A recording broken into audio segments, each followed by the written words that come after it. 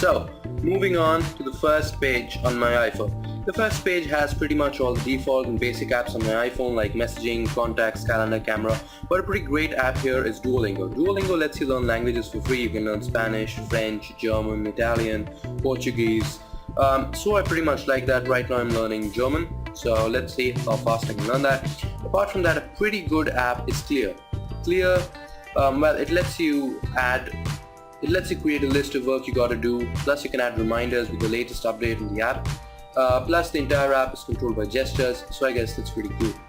Well, I guess that's pretty much everything you need to know on my first page. Let's move on to the second. Alright, the second page on my iPhone. I have apps like Password, Newsstand, etc. A pretty cool app here is Shazam.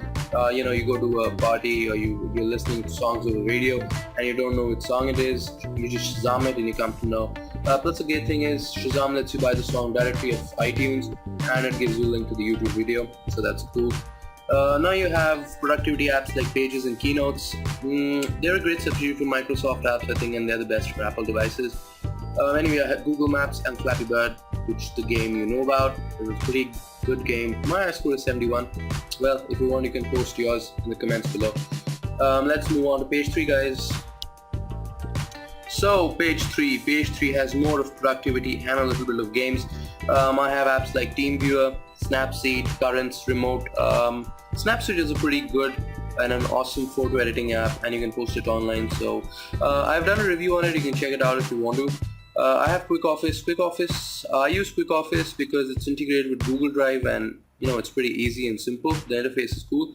Now I have a few games like Mathskills MX, Stunt Biker 2 and HD Wallpaper. HD Wallpapers is also a pretty cool app. It lets you download wallpapers of a variety of genres. For example, my current wallpaper also I downloaded from here. So you can take it like this is a pretty cool app. And this is a pretty cool wallpaper too of the bazooka. Anyway, I'm going to download it later. And I have Convert Units. It's pretty helpful, And I have Bianchi. I don't know how many of you cycle out there, but if you do, Bianchi is a must-have.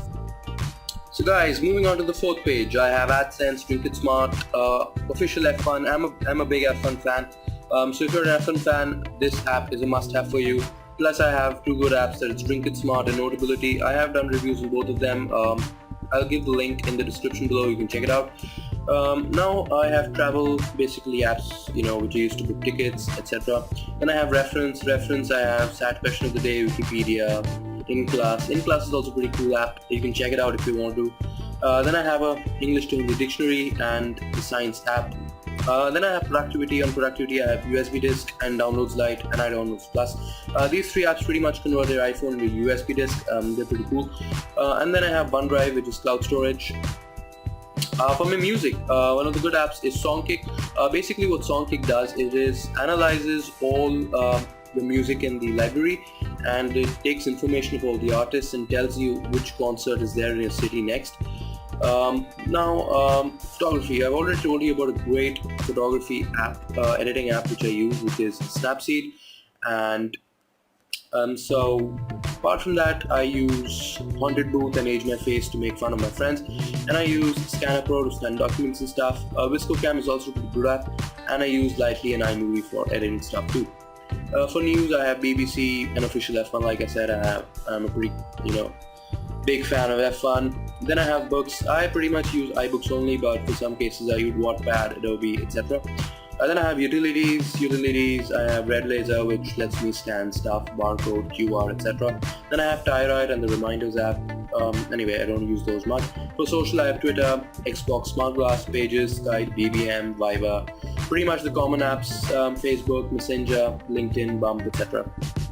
Bump is also a pretty cool app, by the way. You just place two iPhones together and you bump one into the other and the connection is established. Anyway, games. I don't play much games on my iPhone nowadays, but I still have them on my iPhone. For example, Road Trip and Mathskills MX2. Anyway, I have 3 folders of games. Guys, I gotta start playing again. I have Temple Run, Talking Tom 2, and a very good game, Metal Storm. Metal Storm is by the app developer Z2 Life, and it's a pretty cool app. You can play, it's like an airplane simulator. You can play online with your friends, game set of friends. Then I have Logos Quiz. Logos Quiz is also a pretty informative app, and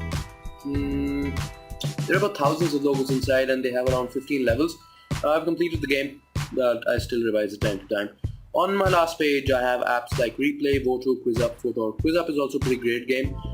It lets you, quiz against your own Facebook, Twitter, etc. friends. Plus you can quiz with random people. Then I have Beatwave. Beatwave helps you create tones. I have SwiftKey. SwiftKey is also a pretty great app. I'll be posting a review soon. You can check it out. Then I have the official FIFA. ReadQuick. ReadQuick is also a pretty awesome app. You can read. Right now my current reading speed is around 305 words per minute. But it says there are people who read up to 800 words per minute, so you can check it out. Then I have Sleep Genius 3030 IFTTT, which is if this then that. I'm gonna be posting reviews of these apps pretty soon, so check it out. Thanks, and don't forget to subscribe, guys.